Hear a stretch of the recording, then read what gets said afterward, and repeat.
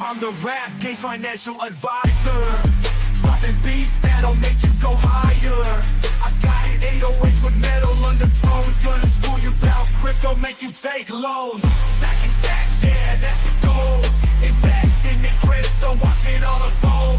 Bitcoin, Ethereum, Litecoin, more. I'm diversifying portfolios like never before. Cryptocurrency got the game in a frenzy. Financial literacy, that's the key thing. I'm spitting knowledge, making moves that count. Turning stacks into millions, no doubt.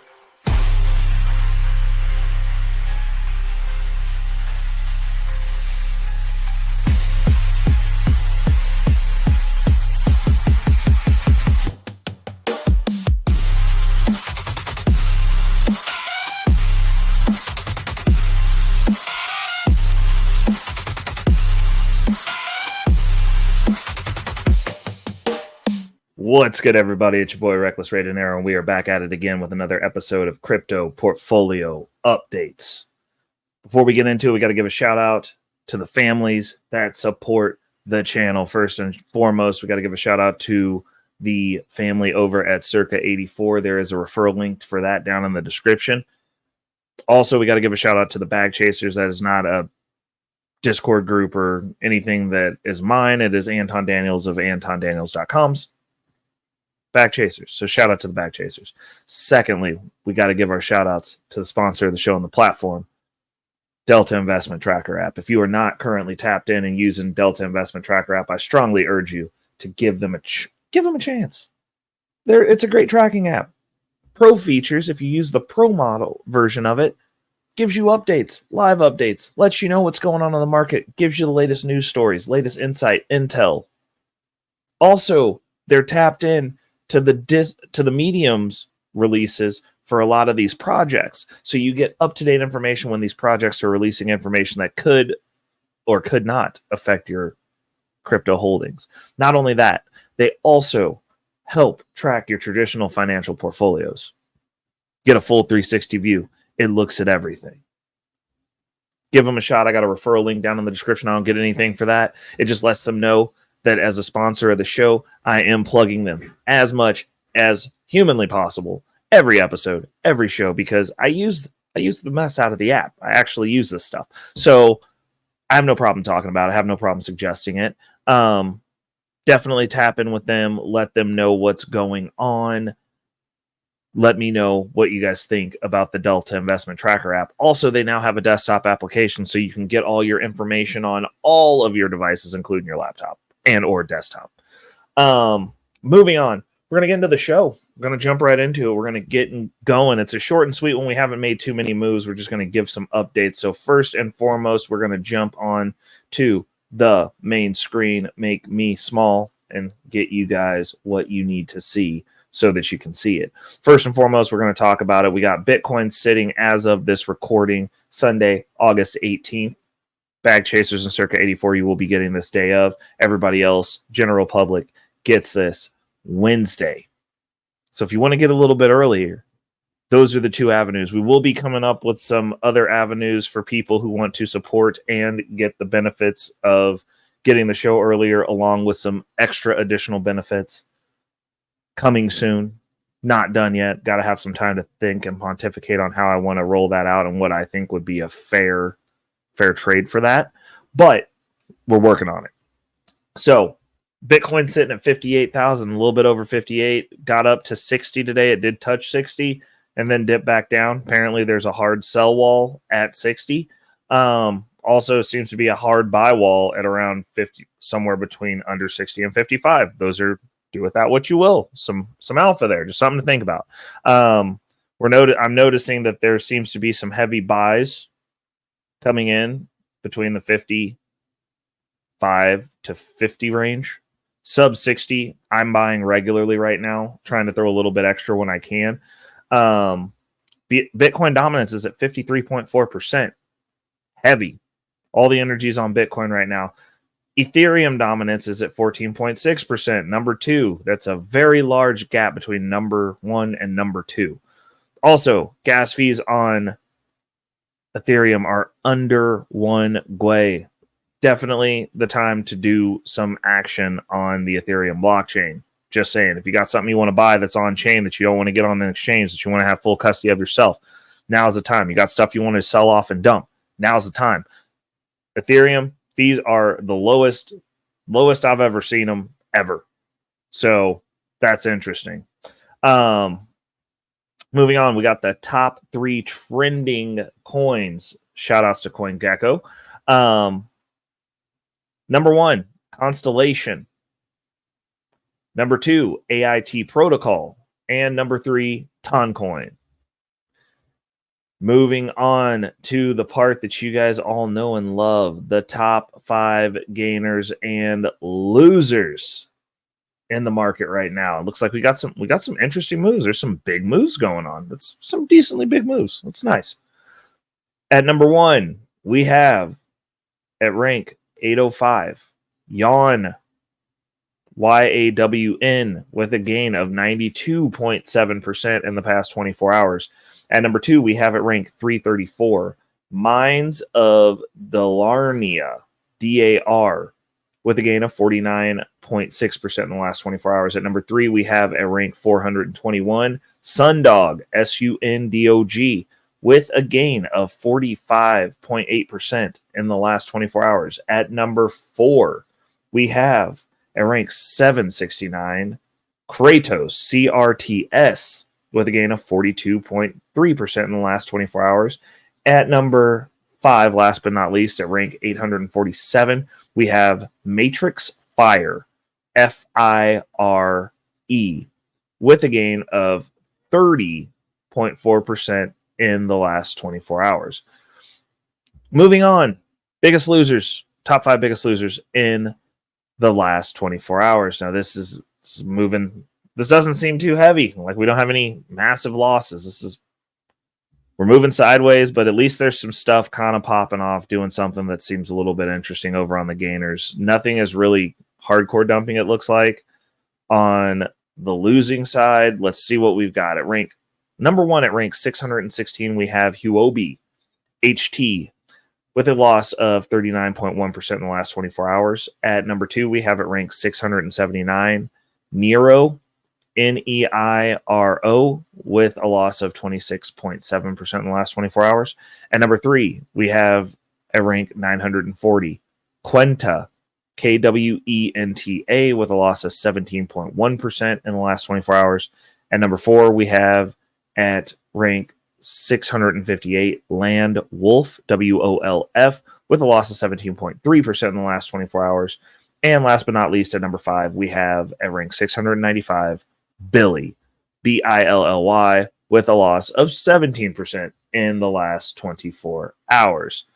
Now, moving on to the portfolio, which is down on the day and down on its collective. So we are down just under 0.5%, or just right at 0.5% for the day, with a total loss of 14.5% total year to date.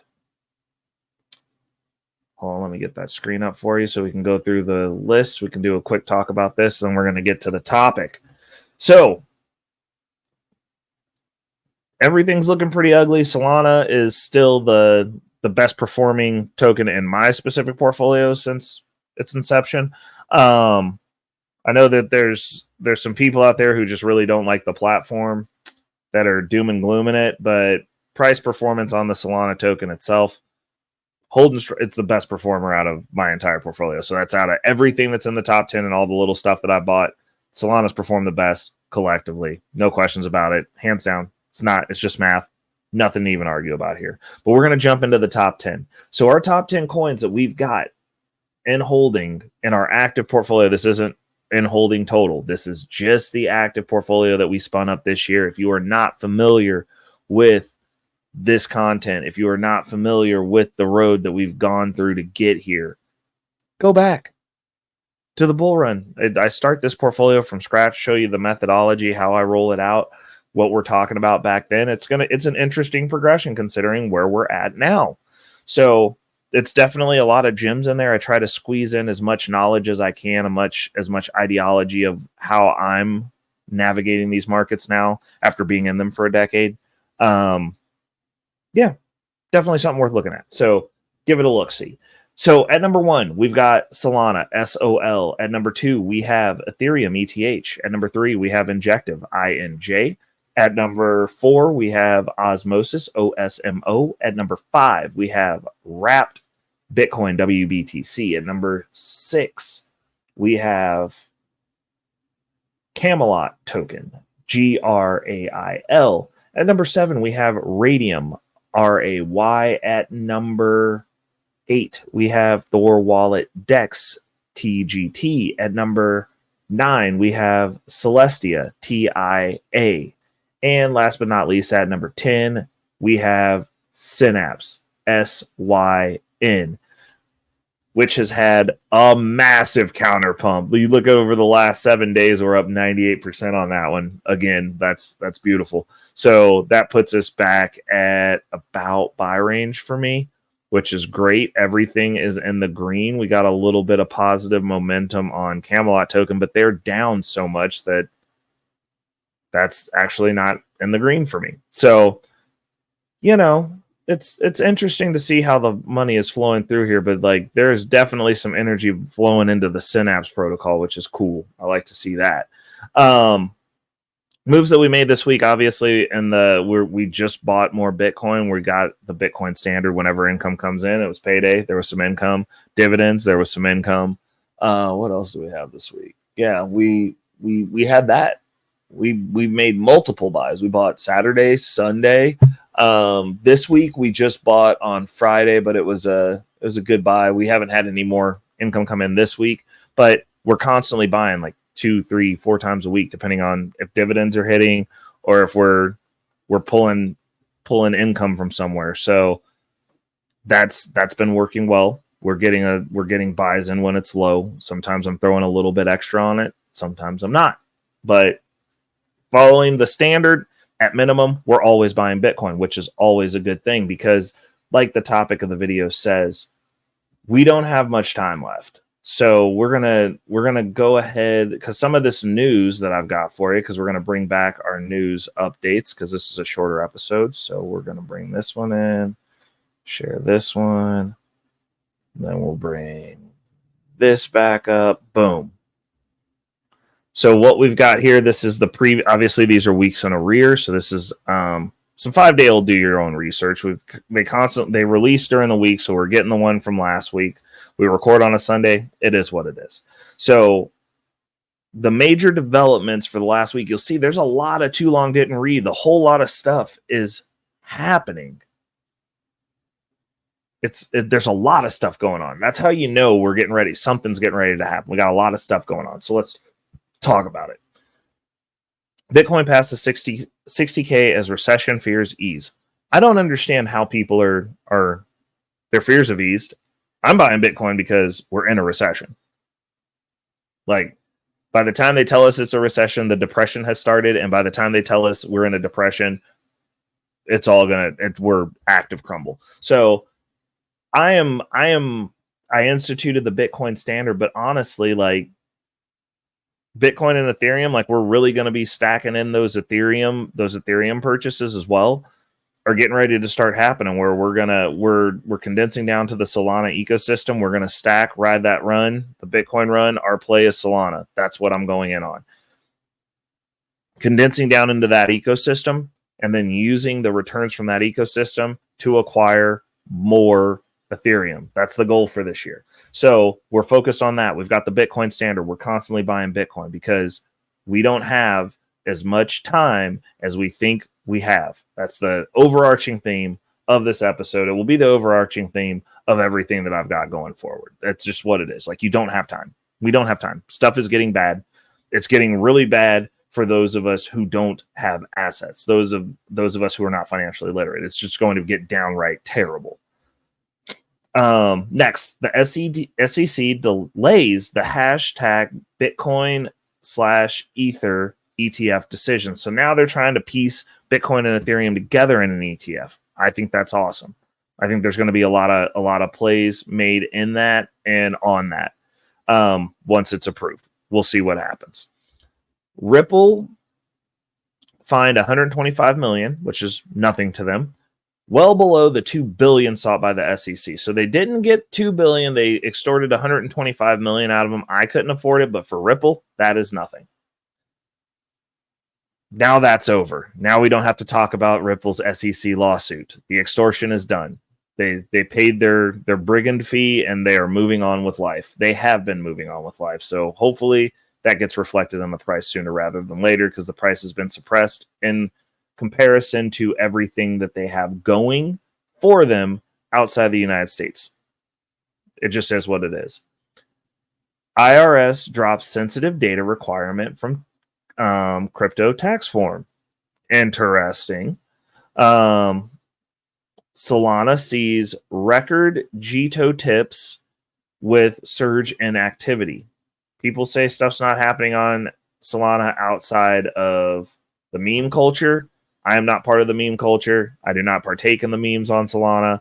I know people who do. That's great. Happy gambling. I invest in infrastructure on Solana, and they have a good DeFi ecosystem.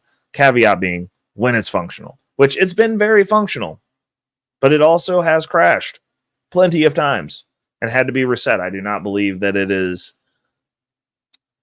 in any way, shape, or form decentralized. I understand that it is a VC token. I just want to take some of the VC's money as they get their money back, because they're going to get their money out of the project.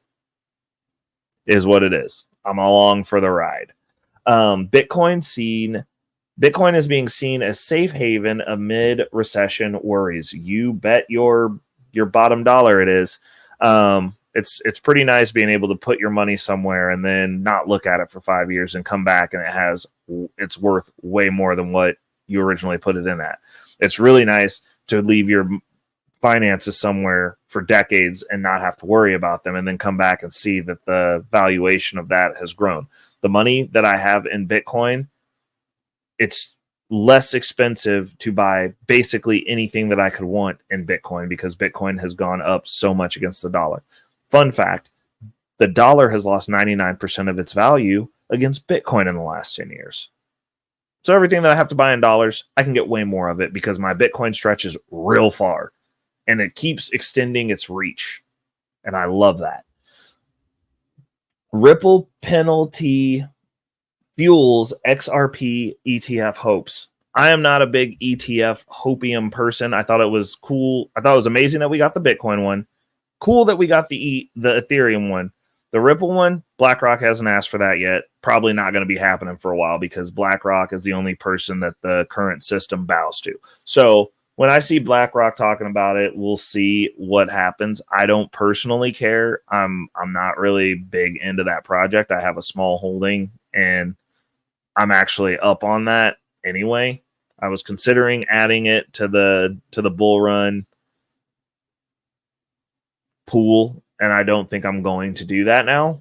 It's just not, I just don't care. It's not anything against the company. It's not that I don't think it's a good project. They're doing a bunch of great stuff. I just don't personally care. Like, maybe if I can make some plays off of it, if they do get an ETF in my income portfolio, because there'll be options for that, that'd be cool. But outside of that, I don't care. I really don't care. So moving on, Fed action sparks crypto reset fears tied to Harris. Well, I definitely know that it's not going to be the greatest under that administration, but like I've told people this whole time, I win either way. People with assets win either way. Crypto is not my only asset, and it'll only be a problem here. It's not going to be a problem globally. I can always take that, use it somewhere else. If they're not going to make it an amicable field to play on with Bitcoin or cryptocurrencies in the United States, then those of us who are entrenched in this space will be leaving. You will have brain drain. You will have less productive people. You'll have less wealthy people. Like, it's just what it is. Like, we'll just go where our stuff, because crypto isn't a U.S. thing. It's not a U.S. run thing. It is a global thing. Pandora's box has been opened. It will not be closed. Hong Kong crypto ETFs face market hurdles. Believable. I mean, when you don't have, like, when you're disincentivizing people to be self-sovereign, to be able to do what they want to do, and make the decisions for themselves, because you don't have a place where people are legitimately free, or where you want your people to be wealthy. Because if your people aren't poor, if the people aren't struggling, they don't listen. Let's be honest here. Wealthy people say no to things. So that's not surprising that in that ecosystem, with that regime that they have there, that crypto ETFs are having issues. Like, most of the people don't get it, and those who are getting it are the revolutionaries. So, it is what it is. Thailand tests crypto innovation with new sandbox. Now, that I'm going to have to look up. You might want to tap in and read. You'll have this down in the news article section, because I cite my sources and give the references, so that if you guys don't like the TLDR, too long didn't read, synopsis of this that I give, you can go back and dial into these that you want to have a little bit more context or a little bit more information on. And that's one that I'm going to be following up on myself, because I want to know what they're testing in Thailand.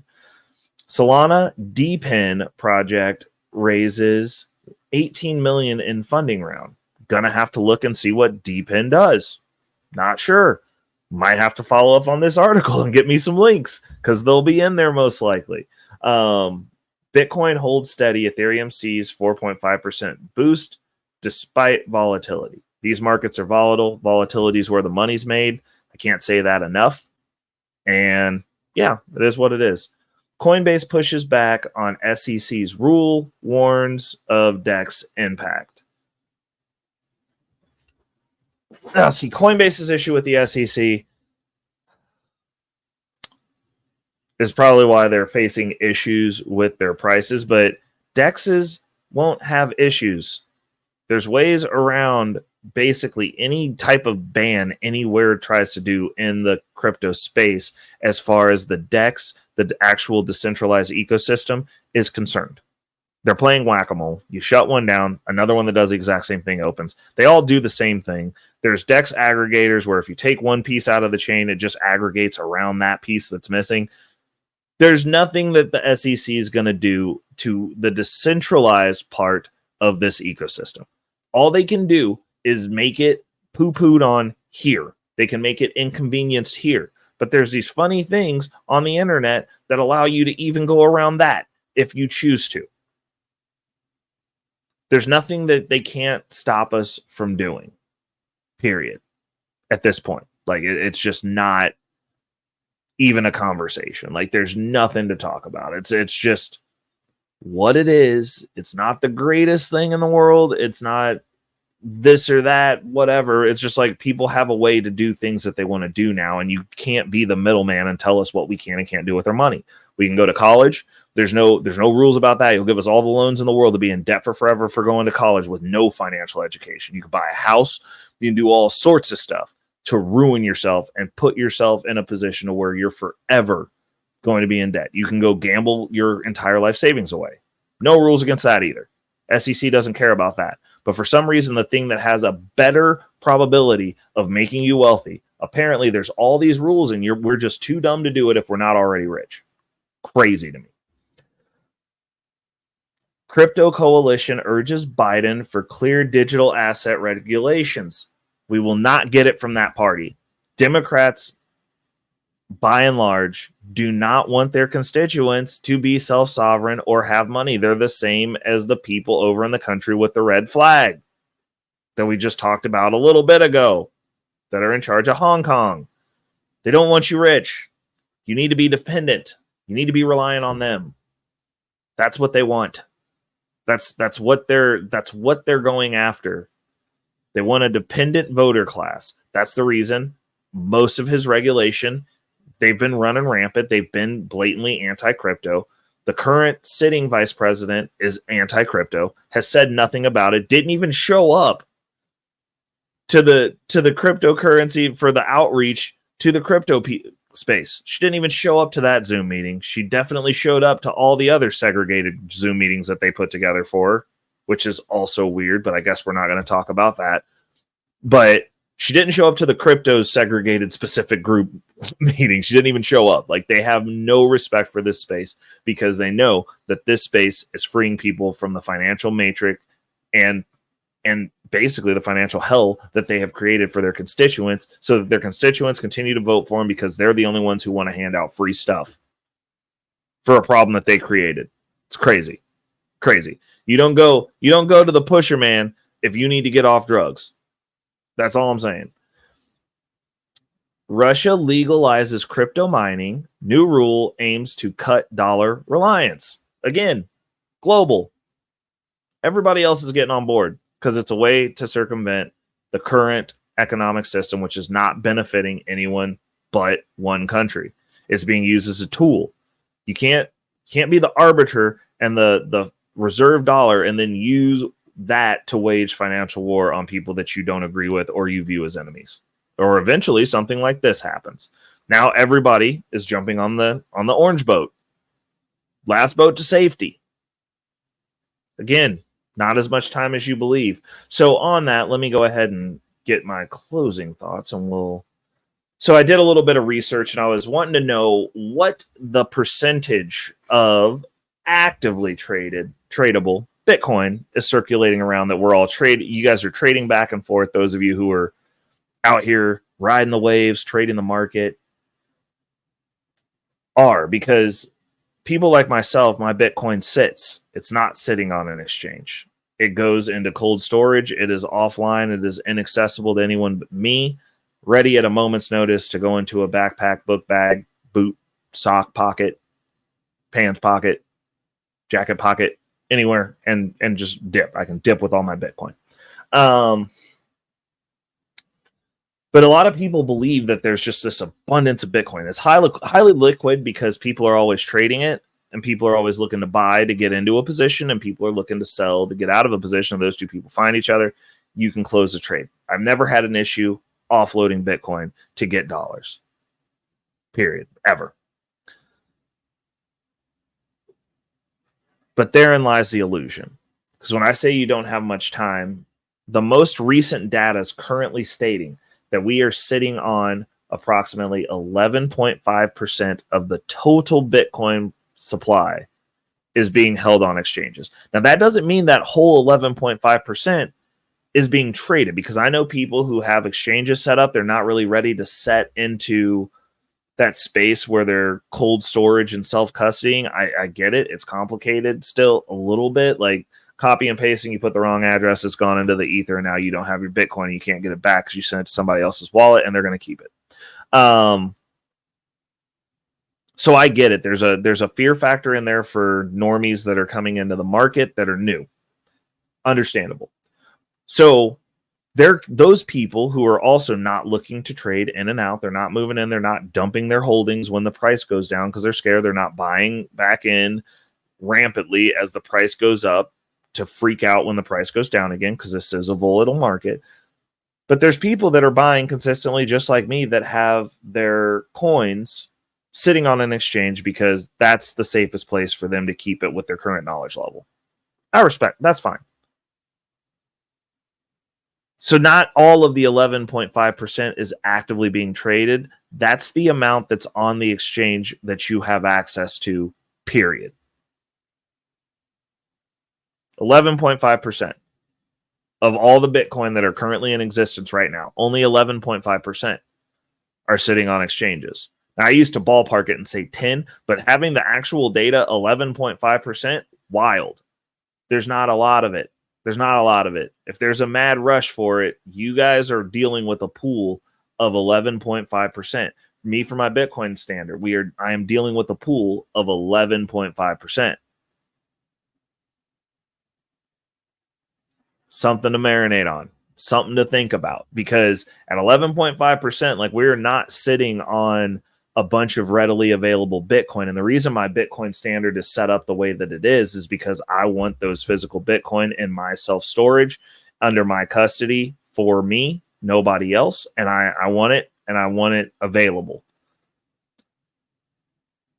Because the ETFs, while that's cool and all, and I'm putting it in the portfolios that I'm setting up for my great nieces and nephews, as I'm spinning those portfolios out, I'm definitely putting Bitcoin and crypto exposure into those portfolios. I have a lot of Bitcoin exposure in my income portfolio because with it being volatile, those stocks, specifically MicroStrategy and Coney, the one that I'm doing the call option ETFs on, they're paying because there's volatility. Stuff's going on. So those make good income positions. Also, they get some growth when we have our massive pumps. So the play here is a double threat for me. I'm going to be able to collect the income off of those positions, and then as we get to those positions to where we have that income, we will also, during the bull run, like once Bitcoin hits 6 figures, which I do believe that we're still going to hit that this year. I do believe that. That's part of my thesis. And even if we don't, we're going to be in there next year. Like, we might have a lower peak. We'll see. But 6 figures is coming. And when those positions hit 6 figures, the value of those ETF positions is going to be affected by that as well, because then they're going to have a run up as well. Also, the income during those run ups, because it's not going to be a straight line, but like as we jar up like that, those calls are going to start producing even more income than what they're doing now. So like, I'm almost happy that I'm getting these positions set up now, because there's going to be a boost in income once we get to the meat and guts of the bull run, when we're running up to over $100,000 Bitcoin. In my opinion, that's my hypothesis. That's where I'm putting all my money. That's going to be the play.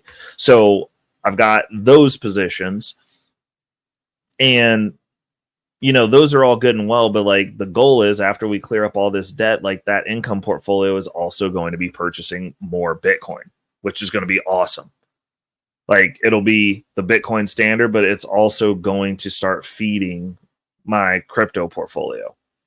That income portfolio is going to feed everything. So like, that's the reason we have such a high focus on it right now.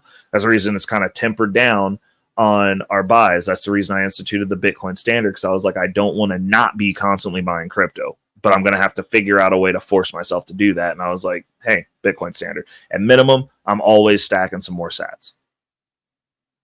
At minimum. Now we're doing the redistribution and reallocation of the portfolio currently in the crypto portfolio to further condense down into the Solana ecosystem. I've got a couple of other positions that I'm going to buy along with that. But that aside, I'm just letting people know, I'm like, this is the calm before the storm, and the storm is coming, and we can't see the clouds. Like, it's insane to me how much news is coming out that's positive news, and people still aren't getting it. They're still not getting it. JP Morgan Chase, which consistently talk trash on Bitcoin, said it was for ne'er-do-wellers and criminals and thugs in the streets, are holding $418 million is what they disclosed that they're holding in Bitcoin. I told you, probably nothing, but maybe it's something, considering that they're purchasing the ETFs now that it's there for everyone. So, as I've said before, you don't have as much time as you think you do.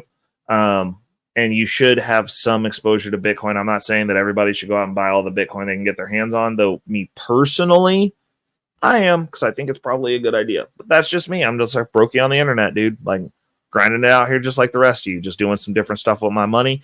Got a little bit of a different focus. We'll see if I get some different results. I'm pretty sure I will, at least thus far. If history repeats, and it doesn't necessarily repeat, but it's for darn sure rhyming, the results speak for themselves. So, till next week, people, it's your boy Reckless Ray De Niro. Hope you guys are getting ready and focused for the week. First time here, definitely make sure to drop me a like, share the video, because we're not trying to get rich by ourselves over here in the Wolfpack.